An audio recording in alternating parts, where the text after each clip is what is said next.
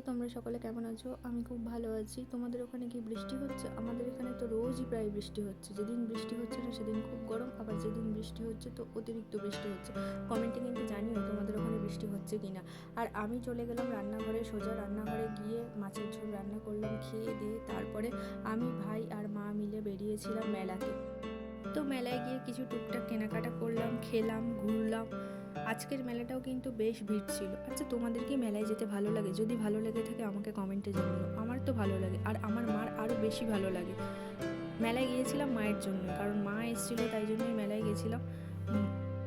যাই হোক, আমার মনে হয় মেলা সবারই মোটামুটি ভালো লাগে, কারণ দুদিন আমি মেলায় গিয়েছি, দেখলাম দুদিনই বেশ ভালোই ভিড় ছিল। যাই হোক, দেখা হচ্ছে তোমাদের সাথে পরের আরেকটা ভিডিওতে। এইভাবে আমরা আজকে সারা দিনটা কাটালাম।